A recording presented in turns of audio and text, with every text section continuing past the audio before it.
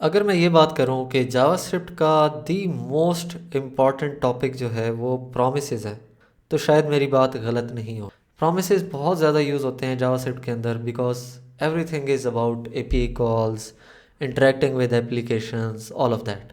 और इसको मैं आपको बहुत एक सिंपल तरीके से पहले समझाने की कोशिश करता हूँ और उसके बाद हम प्रोमिसेस को देखते हैं कि प्रोमिसेस क्या है।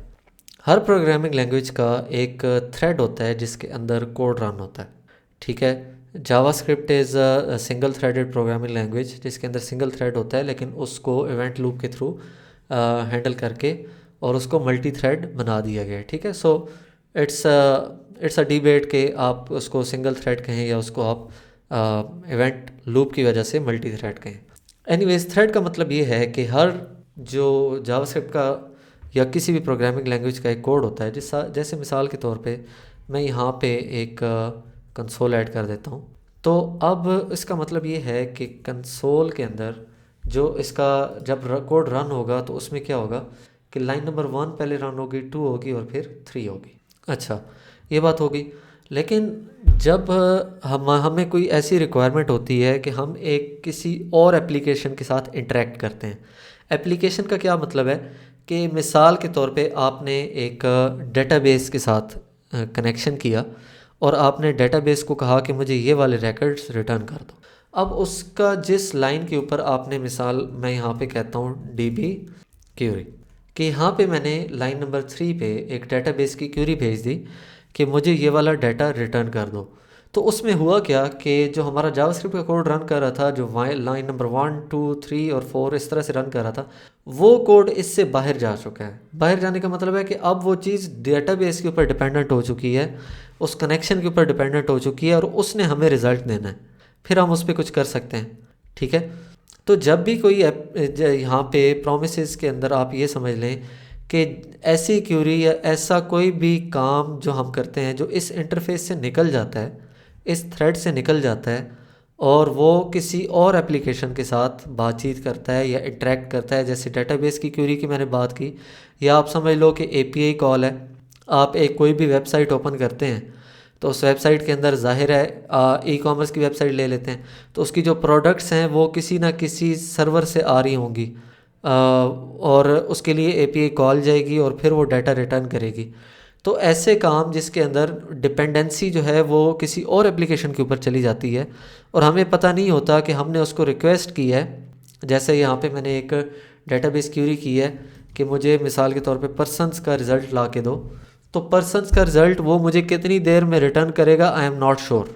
वो जब रिटर्न करेगा तभी मैं उस पर कुछ कर सकता हूँ, ठीक है। और मैं ऐसा भी नहीं कर सकता कि जब तक वो रिज़ल्ट नहीं आता तो मैं अपने जावास्क्रिप्ट के या जो भी हमारा कोड चल रहा था उसको हम स्टॉप कर दें। तो इस तरह की रिक्वायरमेंट्स को पूरा करने के लिए हमारे पास प्रोमिसेस अवेलेबल हैं।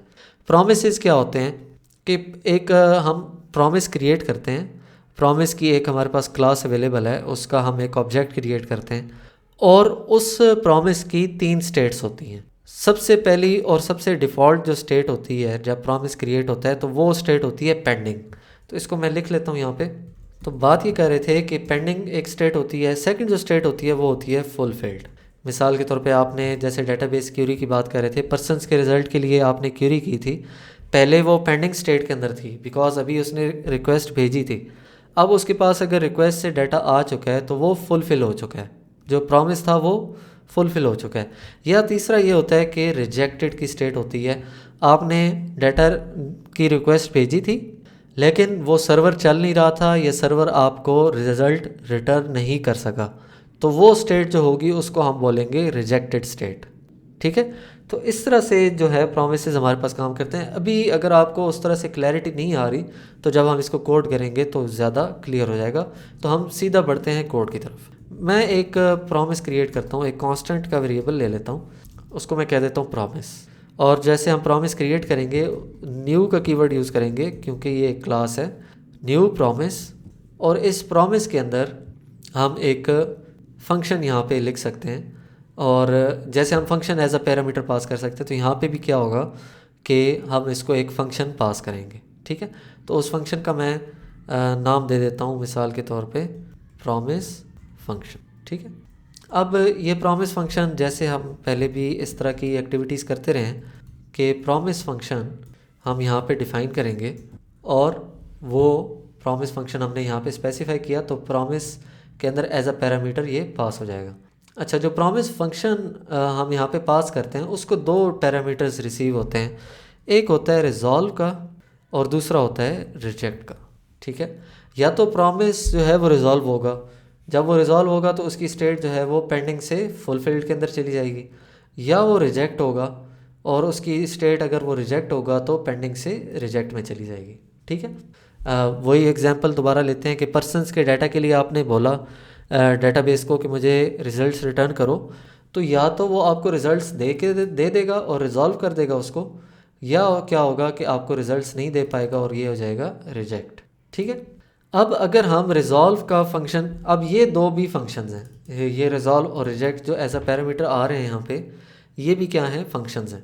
तो अगर हम इनको यूज़ करेंगे, मैं इसको रिज़ॉल्व कर देता हूँ और रिज़ॉल्व के अंदर मिसाल के तौर पे मेरा जो पर्सनस का डाटा था और उसको मैं यहाँ पे डाटा की बजाय यहाँ पे मैं 1 पास कर देता हूँ, या ऐसा करता हूँ मैं कि एक पर्सनस की मैं एरे बना लेता हूँ। तो अब क्या हो गया कि मैंने पर्सनस की एक एरे बनाई, अभी तो हमारे पास यहाँ पे अवेलेबल है, मिसाल के तौर पे ये डेटाबेस से आ रही थी और मैंने यहाँ पे जब इसको रिज़ॉल्व किया तो मैंने पर्सनस को यहाँ पे पास कर दिया। अब इस फंक्शन को जब मैं यूज़ करूँगा तो क्या होगा, मेरे पास पर्सनस की जो एरे है या जो डाटा है वो मेरे पास अवेलेबल हो जाएगा। तो प्रॉमिस को हमने यूज़ किस तरह से करना है, हमने उसको किस तरह से आगे इस्तेमाल करना है, मैं यहाँ पे कंसोल लॉग कर देता हूँ और उसके अंदर मैं बता देता हूँ प्रॉमिस। ठीक है, तो अभी आप देख सकते हो कि कंसोल लॉग के अंदर यहाँ पे पहले प्रॉमिस प्रिंट हुआ और उसके बाद उसके अंदर जो डाटा था वो डाटा हमारे पास आ गया। ठीक है, अब जो डेटाबेस है वो ज़ाहिर है कुछ ना कुछ टाइम लेगी उस डाटा को रिटर्न करने के लिए, तो इसके लिए मैं एक सेट टाइम आउट का फंक्शन यूज़ कर लेता हूँ। सेट टाइम आउट क्या करता है, सेट टाइम आउट हमें रिज़ल्ट्स एक जो हम इसको टाइम प्रोवाइड करते हैं उस टाइम के बाद हमारे कोड को रन करता है। ठीक है, तो ये भी एज अ फंक्शन एक पैरामीटर लेगा, पहला इसका पैरामीटर होगा फंक्शन और जो दूसरा पैरामीटर होगा वो क्या होगा कि आप कितनी देर बाद इसको रन करना चाहते हैं। तो ये मिली सेकेंड्स के अंदर टाइम होता है, तो मैं यहाँ पे 3000 मिली सेकेंड कर देता हूँ ताकि मेरा जो कोड है वो 3 सेकेंड के बाद चल जाए। अब इस फंक्शन के अंदर मैं क्या करता हूँ, फंक्शन के अंदर मैं इसको रिजॉल्व करता हूँ और इसको करते हैं जी सेव। और अब क्या होगा कि प्रॉमिस की जो स्टेट है वो हमारे पास आ रही है पेंडिंग। पहले हमारे पास प्रॉमिसेस के अंदर क्यों रिज़ल्ट आ गए थे, बिकॉज हमारा कहीं पे वेट टाइम नहीं था और प्रॉमिस ने इंस्टेंटली हमें जो रिज़ल्ट्स है वो रिटर्न कर दिए और इस वजह से हमारे पास वो रिटर्न जो रिज़ल्ट्स थे वो अवेलेबल थे। लेकिन इस बार जब कोड रन हुआ तो क्या हुआ कि उसके अंदर सेट टाइम आउट लगा हुआ था, तो वो यहाँ पे रुका नहीं, उसने कहा कि ये 3 सेकंड्स के बाद मुझे रिज़ल्ट करेगा रिटर्न। तो वो नेक्स्ट लाइन ऑफ कोड पे चला गया और उसने कोड रन करना शुरू कर दिया। जब लाइन नंबर 17 पे आया, लाइन नंबर 17 पे उस ने कोड रन कर दिया और जब ये सेट टाइम आउट का टाइम पूरा हुआ 3 सेकंड्स, तो उसके बाद इसने इसको रिज़ॉल्व किया। इसी वजह से हमारे पास यहाँ पे जो उसकी स्टेट आ रही है प्रॉमिस की वो पेंडिंग आ रही है। ठीक है, तो इस इशू को हम किस तरह से रिज़ॉल्व कर सकते हैं, प्रॉमिस हमारे पास जब रिटर्न होता है तो प्रॉमिस के अंदर हमारे पास देन का फंक्शन अवेलेबल होता है और देन के फंक्शन के अंदर भी हम एक फ़ंक्शन पास करते हैं और उस फंक्शन के अंदर हमारे पास जो भी वैल्यू रिटर्न हुई होती है प्रॉमिस से वो आ जाती है। ठीक है, तो यहाँ पे हमने वैल्यू ऐड की और अब इस फंक्शन के अंदर मैं क्या कर सकता हूँ, इस वैल्यू को आउटपुट कर सकता हूँ। तो अब क्या होगा, अब होगा ये कि देन का फंक्शन तब कॉल होगा जब ये इसका टाइम पूरा होगा। ठीक है, जब इससे इसके अंदर से रिज़ॉल्व या रिजेक्ट की कॉल होगी तब वो जो देन का फंक्शन है या जो कैच का फंक्शन है वो हमारे पास अवेलेबल होगा। और इसको मैं करता हूँ सेव और अब आप देखोगे कि 3 सेकंड्स के बाद क्या होगा कि हमारे पास से रिज़ल्ट्स आ जाएंगे, बिकॉज प्रॉमिस डॉट देन के अंदर हमने जो वैल्यू है उसको आउटपुट करवाया है। ठीक है, अगर मिसाल के तौर पे हमें ये पर्सनस का रिज़ल्ट नहीं मिलता, ठीक है, और यहाँ पे हम कर देते हैं रिजेक्ट। ठीक है, रिजेक्ट के अंदर हम कह देते हैं समथिंग वेंट रॉन्ग। तो अब क्या होगा, अब ये होगा कि डॉट देन के फंक्शन के अंदर हमारे पास दूसरा जो पैरामीटर अवेलेबल है वो है एरर का, और अगर कोई एरर आएगा जैसे कि हमने उसको रिजेक्ट किया, रिजेक्ट का मतलब है कि एरर है। ठीक है, तो यहाँ पे हमारे पास एरर आ जाएगा और इसको भी हम क्या कर सकते हैं, कंसोल लॉग के अंदर एरर को आउटपुट करवा सकते हैं। अब क्या होगा कि हमारे पास जो जो हमने यहाँ पे रिजेक्ट किया था 3 सेकंड्स के बाद, जो रिजेक्ट किया था मैसेज, वो मैसेज यहाँ पे आ रहा है सेकंड फंक्शन के अंदर। ये सेकंड फंक्शन है और ये फर्स्ट फंक्शन, ठीक है। तो अगर कोई रिज़ल्ट आएगा और यहाँ पे रिजॉल्व हो जाएगा ये सक्सेसफुली, ये प्रॉमिस, तो ये वाला फंक्शन कॉल होगा। और अगर ये रिजेक्ट हो जाएगा तो क्या होगा, ये वाला फंक्शन कॉल होगा, ठीक है। इस बात को आप इस तरह से समझें कि इस फंक्शन को नहीं पता कि ये पर्सन्स, ये हमारी डेटाबेस रिटर्न कर सकेगी। डेटाबेस में अभी वर्ड इसलिए यूज़ कर रहा हूँ कि हमने कोई डेटाबेस कनेक्शन यहाँ पे नहीं बनाया, ठीक है। लेकिन उसके अंदर टाइम आउट ऐड करके और ये पर्सन्स को रिटर्न करके मैं एक वो डेटाबेस वाला जो सिनेरियो है उसको क्रिएट करने की कोशिश कर रहा हूँ कि हमारे पास एक टाइम के बाद डेटाबेस से रिज़ल्ट आ रहा है। तो उसमें क्या हो रहा है कि 3 सेकंड्स के बाद ये यहाँ पे रिजेक्ट हो रहा है, ठीक है, क्योंकि कोई एरर आ गया फॉर एग्जांपल और हम ये रिटर्न नहीं कर पाए पर्सन्स, तो इस वजह से ये यहाँ पे रिजेक्ट हो गया। और रिजेक्ट का जो होगा फंक्शन वो सेकंड फंक्शन होगा। अच्छा, ये कोई इतनी अच्छी अप्रोच नहीं है, इसको करने का एक और तरीका भी है और वो थोड़ा सा सिंपल है। वो ये है कि आप यहाँ पे डॉट देन के बाद डॉट कैच का फंक्शन होता है, ठीक है। कैच का मतलब है कि कोई भी एरर है तो उसको कैच कर लें। तो मैं सिंपली क्या कर सकता हूँ कि अपना जो एरर का मेथड है जो उसको हम कैच के अंदर डिफ़ाइन कर सकते हैं, ठीक है। तो इस तरह से ये हमारे पास प्रोमिसेस काम करते हैं। ये वेरी बेसिक्स हैं इसकी, अभी मैं थोड़े से एडवांस चीज़ों की तरफ भी जाऊँगा, लेकिन इस चीज़ को आप समझें कि हमने सबसे पहले एक प्रॉमिस क्रिएट किया, उस प्रॉमिस के अंदर एक फंक्शन था, उस फंक्शन ने जो भी काम करना है वो उसने करना है, या तो उसने उसको रिजॉल्व करना है या रिजेक्ट करना है। और उसके बाद हमारा एक प्रॉमिस डॉट देन के फंक्शन के थ्रू हमने जो हमारा जो प्रॉमिस था उसके रिज़ल्ट्स को हमने यहाँ पे गेट किया, वैल्यूज़ हैं या एरर्स है जो भी है वो यहाँ पे आ जाएगा, ठीक है। तो इस तरह से प्रोमिसेस काम करते हैं। अच्छा, यहाँ पे फंक्शन मैं एनोनिमस फंक्शन आपको बता चुका हूँ किस तरह से यूज़ करते हैं। अगर आपको नहीं पता तो हम इसको यूज़ कर सकते हैं। ये कोई अच्छी अप्रोच नहीं है जिसके अंदर हम फंक्शन अलग से डिफ़ाइन कर रहे हैं और प्रॉमिस के अंदर प्रॉमिस फंक्शन का नाम दिया हुआ है। तो इसको मैं सिंपली यहाँ पे रिमूव कर सकता हूँ, फंक्शन का नाम भी रिमूव कर सकता हूँ, और अब मैं सिंपल अपने फंक्शन को यहाँ से कॉपी करके यहाँ पे पेस्ट कर दूँगा।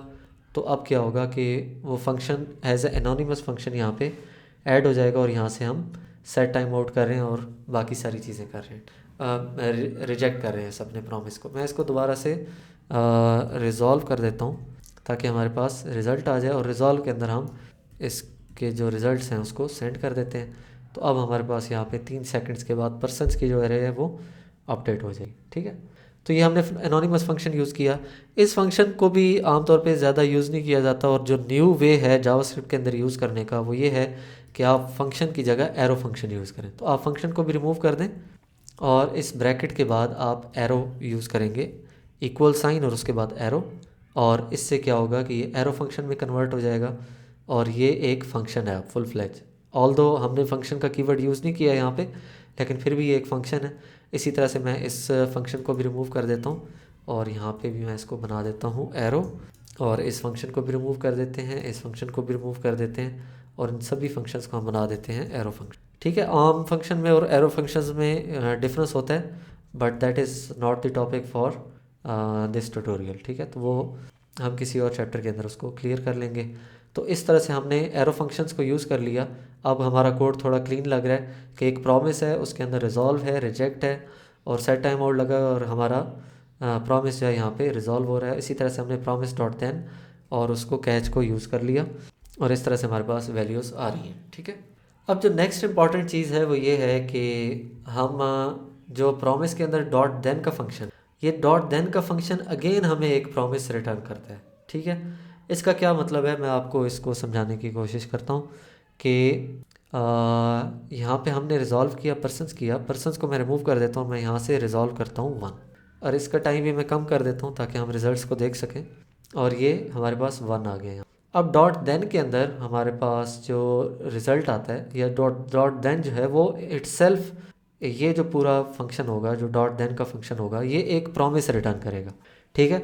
तो अगर ये प्रॉमिस रिटर्न करेगा तो जिस तरह से हमने इस प्रॉमिस पे देन का फंक्शन लगाया था, इसी तरह से हम इस प्रॉमिस पे भी देन का फंक्शन लगा सकते हैं, ठीक है। उसका क्या मतलब है कि मैं यहाँ पे यहाँ से जो हमारे पास वैल्यू आ रही है, मिसाल के तौर पे हमारे पास ऊपर से वैल्यू आ रही है 1, तो मैं इस जो वैल्यू यहाँ पे रिसीव होगी इसको मल्टीप्लाई बाय 2 कर देता हूँ, ठीक है। तो अब ये जो प्रॉमिस होगा, ये वाला प्रॉमिस डॉट देन के साथ, ये हमें एक और वैल्यू रिटर्न करेगा और उस वैल्यू को जो यहाँ पे इसको वैल्यू रिसीव हुई थी उसको मल्टीप्लाई बाय 2 करेगा और इसको रिटर्न कर देगा, ठीक है। और ये ठीक से काम कर रहा है। इसका मैं आपको बताता हूँ कि इसको करके दिखाता हूँ कि यहाँ पे ही डॉट देन के अंदर डॉट देन मैंने दोबारा यूज़ किया क्योंकि ये भी एक प्रॉमिस था और उस पर मैं डॉट देन लगा सकता हूँ। तो अब अगर मैं यहाँ पे वैल्यू को कंसोल करवाऊँगा तो मेरे पास वैल्यू क्या आनी चाहिए, 1 मल्टीप्लाई बाय 2, ठीक है। तो वैल्यू आएगी 1 मल्टीप्लाई बाय 2, दैट इज़ 2। 1 को 2 से मल्टीप्लाई करते हैं तो 2 आता है हमारे पास। इसको मैं दोबारा से समझाने की कोशिश करता हूँ। ये प्रॉमिस था और इसने हमें वैल्यू रिटर्न की 1। वो वैल्यू रिटर्न कहाँ पे हुई, इस देन के फंक्शन के अंदर, यहाँ पे वैल्यू आ गई। इस 1 को हमने दोबारा 2 से मल्टीप्लाई किया और इसको हमने रिटर्न कर दिया। तो अब ये रिटर्न कहाँ पे होगा, यहाँ पे इस डॉट देन के अंदर। तो वैल्यू क्या आएगी 2, उसको हमने यहाँ पे लॉक करवा दिया वैल्यू को। इसी तरह से आप इसके अंदर डॉट देन क्योंकि ये डॉट देन अगेन हमें प्रॉमिस रिटर्न करेगा, तो अगर आप इसके साथ कुछ डॉट देन करके करना चाहते हैं तो आप वो भी कर सकते हैं। और अगर ये आपको थोड़ा सा कंफ्यूजिंग लग रहा है तो it's not a big deal, ये एक थोड़ा सा आप समझ लें कि एडवांस चीज़ है प्रोमिसेस के अंदर, और ज़्यादातर ये यूज़ नहीं हो रही होगी। आपको प्रोमिसेस का जो कोर कॉन्सेप्ट है वो ठीक से समझ आना चाहिए, ठीक है। बट मैं हर चीज़ जो हर एस्पेक्ट है इसका वो कवर करने की कोशिश कर रहा हूँ। अच्छा, एक और चीज़ जो हम कर सकते हैं वो ये है कि हम प्रोमिसेस को इंस्टेंटली रिजॉल्व या रिजेक्ट भी कर सकते हैं। मिसाल के तौर पे क्योंकि मेरे पास पर्सनस की ऑलरेडी अरे अवेलेबल है, तो मैं यहाँ पे इसको डॉट रिजॉल्व डायरेक्टली कर सकता हूँ और यहाँ से मैं पर्सनस को रिटर्न कर सकता हूँ, ठीक है। तो यहाँ से पर्सनस रिटर्न हो गए और प्रॉमिस के अंदर क्या होगा, प्रॉमिस डॉट देन के फंक्शन के अंदर मेरे पास यहाँ पे आ जाएगी वैल्यू, और उसको वैल्यू को मैं क्या करूँगा कि यहाँ पे कंसोल डॉट लॉग और वैल्यू। तो अब हमारे पास क्या होगा कि इंस्टेंटली हमारे पास पर्सनस की जो एरे है वो यहाँ पे रिटर्न हो जाएगी। और इसमें अगर आप नोट करो तो यहाँ पे मैंने न्यू का कीवर्ड यूज़ नहीं किया, ठीक है, बिकॉज जो रिजॉल्व का मेथड है वो प्रॉमिस के क्लास के ऊपर अवेलेबल है और उसको हम डायरेक्टली यूज़ कर सकते हैं और पर्सनस की एरे यहाँ से रिटर्न कर सकते हैं। इसी तरह से हम यहाँ पे रिजेक्ट का फंक्शन यूज़ कर सकते हैं और मैं यहाँ पे मैसेज दे सकता हूँ समथिंग वेंट रॉन्ग, ठीक है। ऑफ कोर्स इसको करने के लिए अभी हम अगर इसको कंसोल करवाएंगे तो यहाँ पे आ जाएगा कि अनहैंडल्ड प्रॉमिस रिजेक्शन, मतलब आपने प्रॉमिस को हैंडल नहीं किया, प्रॉमिस रिटर्न हो चुका है, रिजेक्ट हो चुका है और you did not do something about it. तो हम यहाँ पे क्या करते हैं, इसको कैच करते हैं। जब हम कैच कर लेंगे तो क्या होगा कि अब वो एरर हमारे पास नहीं आएगा जो नीचे आ रहा है अभी, ठीक है, क्योंकि हमने प्रॉमिस की रिजेक्शन को हैंडल कर लिया। और मैं यहाँ पे सिंपली कर देता हूँ जो भी उसके अंदर एरर आ रहा है उसको लॉक करवा दें। तो अब क्या आ रहा है, समथिंग वेंट रॉन्ग, और वो जो एरर आ रहा था वो यहाँ पे नहीं आ रहा। तो इस तरह से आप प्रॉमिसेस को डायरेक्टली रिजेक्ट और रिजॉल्व भी कर सकते हैं। अगर आपको कोई ऐसी कॉल नहीं करनी जिसमें जो कॉल है या वो किसी थर्ड पार्टी पे डिपेंडेंट है, ठीक है, जैसे डेटाबेस की क्यूरी है, तो फिर आप ये नहीं कर सकते क्योंकि डेटाबेस की क्यूरी जो है वो टाइम लेगी। एक और चीज़ यहाँ पे समझ लें कि जब आपका एरो फंक्शन हम यूज़ करते हैं तो एरो फंक्शन के अंदर अगर हम ब्रैकेट्स ना यूज़ करें, अगर हमारे पास एक लाइन का कोड हो तो हम ये ब्रैकेट्स रिमूव कर सकते हैं। और इन ब्रैकेट्स को रिमूव करने से क्या होगा कि हमारा जो कोड है वो वन लाइन के अंदर कन्वर्ट हो जाएगा। और एरो का मतलब ये होगा कि जैसे ये फंक्शन कॉल होगा तो ये वाली वैल्यू रिटर्न कर दो, जो भी वैल्यू है यहाँ पे वो हम रिटर्न कर देंगे। अब इसको मैं सेव करूँ तो क्या होगा, हमारे पास सेम रिज़ल्ट्स आ रहे हैं। और इसको मैं और सिंप्लीफाई कर सकता हूँ, एक लाइन में लेके जा सकता हूँ। डॉट कंसोल को भी मैं ऊपर ले जाता हूँ और इसकी जो ब्रैकेट है इसको भी ऊपर ले जाता हूँ, ठीक है। तो अब क्या हुआ, डॉट देन वैल्यू और इसके बाद एरो फंक्शन, मतलब ये वाली वैल्यू रिटर्न कर दो। एरो फंक्शन का मतलब यही है कि यहाँ पे हमें रिटर्न लिखने की ज़रूरत नहीं है, लेकिन ये सिर्फ तब काम करेगा विदाउट ब्रैकेट्स जब आपके पास सिर्फ एक लाइन का कोड होगा, ठीक है। और इसी तरह से डॉट कैच, और उसके अंदर हमने यहाँ पे रिटर्न कर दिया, हमारे पास सेम रिजल्ट्स आ रहे हैं जो पहले आ रहे थे। अब प्रॉमिस का एक और मेथड जो है वो अवेलेबल है और उसको हम बोलते हैं प्रॉमिस ऑल। मैं एक वेरिएबल ले लेता हूँ, उसका नाम लिख देता हूँ प्रॉमिस ऑल, और यहाँ पे एक प्रॉमिस ऑल का फंक्शन यूज़ कर लेते हैं। इस चीज़ को नोट करें कि इसका फर्स्ट भी कैपिटल है, प्रॉमिस ऑल का, प्रॉमिस डॉट ऑल है। और इसके अंदर हम एरे पास कर सकते हैं, ठीक है, मतलब यहाँ पे हम एरे पास कर सकते हैं और इस एरे के अंदर हम अपने जो भी प्रोमिसेस होंगे वो सारे यहाँ पे डिफ़ाइन कर सकते हैं। तो ये सारे प्रोमिसेस को रिजॉल्व करेगा या रिजेक्ट करेगा, जो भी हम करेंगे वो यहाँ पे सारे प्रोमिसेस के साथ होगा। तो मैं डायरेक्टली यहाँ पे एक प्रॉमिस ले लेता हूँ और उसको क्या कर देता हूँ, रिज़ॉल्व, ठीक है। तो पहला मैंने प्रॉमिस ले लिया, उसको मैंने रिज़ॉल्व कर दिया, और यहाँ पे मैंने दूसरा ले लिया, और यहाँ पे मैंने तीसरा ले लिया, और मैंने इनको रिज़ॉल्व कर दिया। अब ये जो प्रॉमिस है इसके अंदर एक एरे है, ये वाली एरे आप नोट करें, ये एरे मैंने यहाँ पे पास कर दी, और उस एरे के अंदर 3 फंक्शंस हैं, 3 प्रोमिसेस हैं जो कि रिज़ॉल्व हो रहे हैं। तो अब जो हमारे प्रॉमिस ऑल के अंदर हमारे पास रिज़ल्ट आएगा वो किस तरह से आएगा उसको हम देख लेते हैं। कि प्रॉमिस ऑल को हम डॉट देन का फंक्शन यूज़ करेंगे और यहाँ पे हमारे पास आ जाएंगी वैल्यूज़, और जैसे मैंने अभी बताया था कि एरो फंक्शन है, एरो फंक्शन के साथ हम कंसोल डॉट लॉग यहाँ पे ऐड कर सकते हैं और यहाँ पे हम करेंगे वैल्यूज़। तो अब आप देखोगे कि जैसे जिस ऑर्डर के अंदर हमने एरे दी थी उस ऑर्डर के अंदर जैसे जैसे प्रोमिसेस रिजॉल्व होते जाएंगे उनकी वैल्यू यहाँ पे 1 2 3 आ जाएगी, ठीक है। अब ये तो हमने डायरेक्टली प्रोमिसेस को रिजॉल्व कर दिया। मिसाल के तौर पे एक प्रॉमिस है जो टाइम लेगा, उसको हम न्यू प्रॉमिस कह देते हैं, और उसके अंदर क्या होता है, एक रिजॉल्व का फंक्शन होता है और एक रिजेक्ट का होता है, ठीक है। और उसके अंदर हम एरो फंक्शन यूज़ कर लेते हैं और हम सेट टाइम आउट करते हैं यहाँ पे, और सेट टाइम आउट के अंदर हम बता देते हैं कि 3 सेकंड्स के बाद रिज़ल्ट रिटर्न करना है, एंड रिज़ल्ट के अंदर हमने क्या करना है, रिज़ॉल्व, और रिज़ॉल्व के अंदर हम 3, ठीक है। तो रिज़ॉल्व मैंने RES यूज़ किया बिकॉज यहाँ पे फंक्शन के नाम जो हैं वो डिपेंड नहीं करता आप उसका क्या नाम रखते हो, हमें बस पता है कि फ़र्स्ट जो है वो रिज़ॉल्व का फंक्शन होता है और सेकंड जो होता है वो रिजेक्ट का होता है। तो हमने रिज़ॉल्व को किया और इसको 3 यहाँ पे रिटर्न कर दिया। तो अब जब हम कोड को रन करेंगे तो हमारे पास रिज़ल्ट जब आएंगे तो वो टाइम लेंगे, 3 सेकंड्स उन्होंने लिए। ये दो तो इंस्टेंटली रिज़ॉल्व हो चुके थे ये दो, लेकिन इसने टाइम लिया थर्ड वाले ने, और 3 सेकंड्स के बाद हमारे पास फाइनली जो डॉट देन है उसके अंदर वैल्यूज़ आ गई हैं, ठीक है। तो इस तरह से आप प्रॉमिस ऑल को यूज़ कर सकते हैं। प्रॉमिस ऑल बहुत हैंडी है और इसको यूज़ करते हुए बहुत से ट्रिक्स और बहुत सी चीज़ें आप कर सकते हैं। मिसाल के तौर पे आपने 10 API कॉल्स इकट्ठी करनी है तो आप प्रॉमिस ऑल को यूज़ कर सकते हैं और सबकी कॉल्स चली जाएंगी और आपके पास रिजल्ट्स जो हैं वो रिस्पेक्टिव एरेज के अंदर आ जाएंगे, जिस एरे के अंदर, जिस ऑर्डर के अंदर आपने प्रोमिसेस दिए थे, ठीक है। अब हम ये देख लेते हैं कि प्रोमिसेस को लिखने का एक और तरीका है और वो ES6 के अंदर इंट्रोड्यूस हुआ है, that is called async await, ठीक है। एसिंक अवेट क्या होता है मैं आपको थोड़ी देर में उसको क्लियर करता हूँ और उससे हमारे पास काम काफ़ी इजी हो जाता है। मैं एक फ़ंक्शन यहाँ पे क्रिएट कर लेता हूँ that is called test function, और इस फंक्शन को यहाँ पे कॉल कर लेते हैं। तो अब मैंने कोड सेव किया, nothing is happening because test के अंदर कुछ भी नहीं हो रहा। यहाँ पे मैंने टेस्ट फंक्शन को कॉल कर दिया है, ठीक है।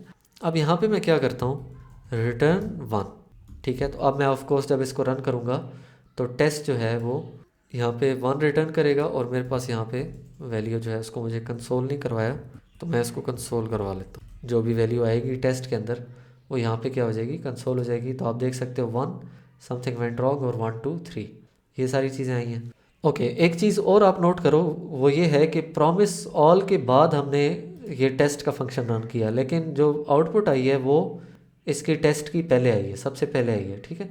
तो इसका मतलब ये हुआ कि जावास्क्रिप्ट जब प्रोमिसेस की कॉल करता है ना तो उसके अंदर कि ये 3 सेकंड्स का वेट टाइम था तो उसने 3 सेकंड वेट नहीं किया, उसने अगली लाइन को एग्जीक्यूट कर दिया।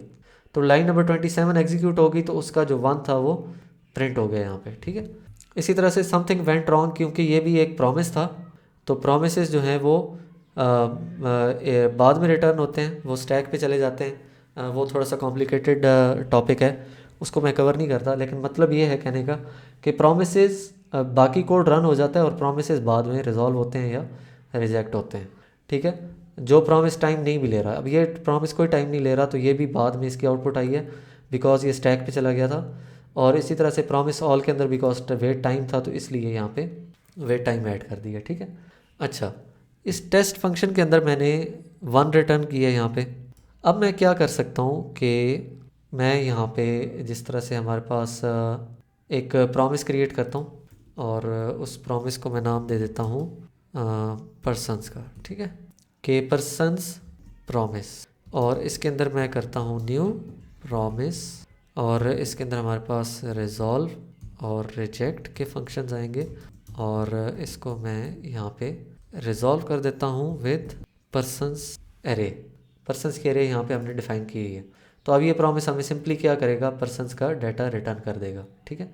अब अगर मैं ये डाटा लेना चाहता हूँ और मैं एक वेरिएबल में इसको स्टोर करवाना चाहता हूँ और उसको मैं कह देता हूँ रिज़ल्ट, ठीक है। तो पर्सन्स प्रॉमिस, ठीक है, और यहाँ से क्या करता हूँ, रिज़ल्ट को रिटर्न करवा दे। तो अब आप देखोगे कि जो पर्सन्स है वो यहाँ पे प्रॉमिस उसने रिटर्न किया, वो यहाँ से रिटर्न हुआ रिज़ल्ट, क्योंकि रिज़ल्ट के अंदर क्या था, प्रॉमिस था, और यहाँ पे हमने कंसोल लॉग करवाए हुए थे, इसलिए यहाँ पे ये कंसोल लॉग हो चुका है, ठीक है। All right. अब अगर इसके अंदर मैं एक टाइम ऐड कर देता हूँ, वेट टाइम ऐड कर देता हूँ, बिकॉज अभी इसके अंदर टाइम नहीं था, और उसके अंदर मैं क्या करता हूँ कि मैं इसको रिस्पॉन्स सेंड करता हूँ पर्सन्स के साथ आफ्टर 2 सेकेंड्स, ठीक है। तो अब क्या होगा, अब आप इस चीज़ को गौर से देखना कि अब हमारे पास प्रॉमिस आएगा विद पेंडिंग स्टेट, बिकॉज इसने 2 सेकंड लेने हैं, तो इसने यहाँ से रिटर्न कर दिया और यहाँ पे हमारे पास आ गया प्रॉमिस विद पेंडिंग स्टेट। ये वाला प्रॉमिस रिटर्न हुआ इस वेरिएबल के अंदर, ये वेरिएबल यहाँ से रिटर्न हुआ, ये टेस्ट फंक्शन था, ये यहाँ पे कॉल हुआ था, तो वैल्यू यहाँ पे रिटर्न हुई और उसने यहाँ पे इसको लॉग करवा दिया, ठीक है। अब इस फंक्शन को हम या तो यहाँ पे डॉट देन कर सकते हैं, ठीक है, लेकिन डॉट देन अगर करेंगे तो हमें क्या करना पड़ेगा, उस फंक्शन के अंदर डॉट देन के फंक्शन के अंदर ही हमें ये रिज़ल्ट मिल सकता है, वो रिज़ल्ट हमें यहाँ पे बाहर नहीं मिल सकता, ठीक है, क्योंकि वो डॉट देन के अंदर ही रिटर्न होगा, और फिर हमें यहाँ पे ये रिटर्न भी उसके अंदर लिखना पड़ेगा। तो इसका एक और जो मेथड है वो ये है कि हम एसिंक अवेट यूज़ कर सकते हैं। उसके लिए हमें डॉट देन रिमूव कर देंगे और हम क्या करेंगे, इस फंक्शन को एसिंक बना देंगे। एसिंक बनाने का क्या मतलब है कि आप इसके शुरू में लिखेंगे एसिंक, ठीक है, एसिंक लिखेंगे और यहाँ पे आप लिखेंगे अवेट, ठीक है। तो अब आप देख सकते हो कि हमारे पास रिज़ल्ट के अंदर दोबारा से पेंडिंग स्टेट आ रही है और रिज़ल्ट जो है वो रिटर्न नहीं हुआ, ठीक है। उसकी वजह ये है कि हमने जो टेस्ट फंक्शन है हमारा, जब हम एसिंक का कीवर्ड यूज़ करते हैं तो हमारा ये जो फंक्शन होता है ये नॉर्मल फंक्शन नहीं रहता, ये फंक्शन एक प्रॉमिस बन जाता है, ठीक है।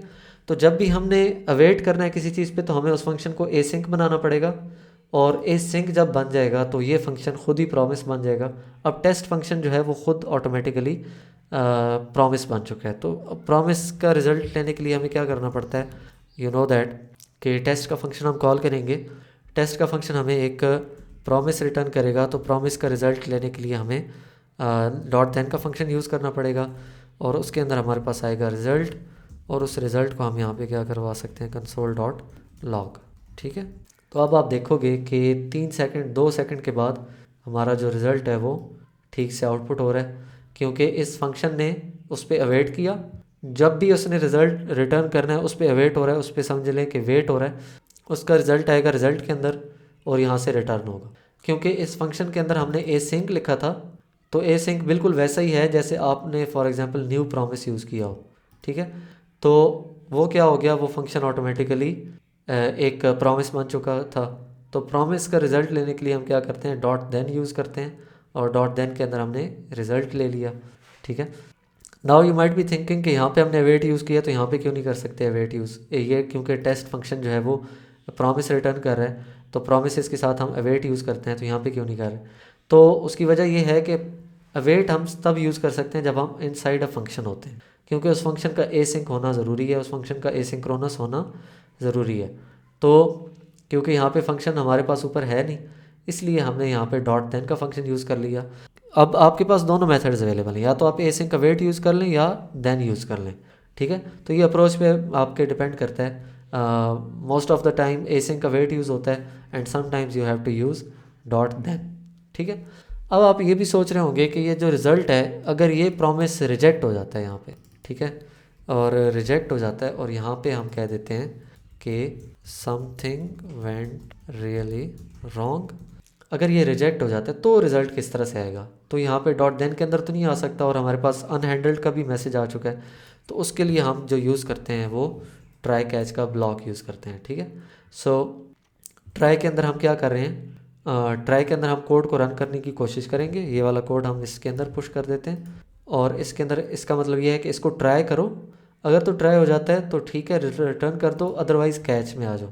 अगर ये रिजेक्ट कर देगा तो फिर ये कैच के अंदर आ जाएगा, और कैच के अंदर हम भी अभी के लिए हम सिंपली कंसोल डॉट लॉग और एरर करवा देते हैं। तो यहाँ पे क्या होगा, एरर यहाँ पे रिटर्न हो जाएगा, और यहाँ पे हमारे पास आ रहा है something went really wrong, because हमने यहाँ पे रिजेक्ट किया, और यहाँ पे कैच के अंदर ये प्रॉमिस पर्सन्स का प्रॉमिस था, तो इसको ट्राई करने की कोशिश की लेकिन ये रिजेक्ट हो गया। रिजेक्ट होने के बाद कैच के अंदर आया, कैच के अंदर जो भी एरर मैसेज आ रहा था जो यहाँ से हमने पास किया था वो यहाँ पे हमने कंसोल करवा दिया, ठीक है।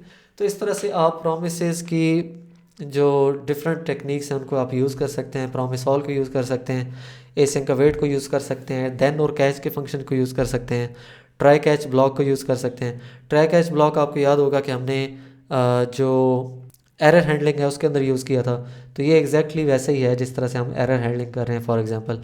तो इस तरह से डिफरेंट चीज़ें आप, आई नो कि प्रोमिसेस का जो टॉपिक है वो इतना सिंपल नहीं है, and some of you might be overwhelmed as well, लेकिन इसको जितना आप ज़्यादा प्रैक्टिस करेंगे उतना आपको ये ज़्यादा समझ में आएगा।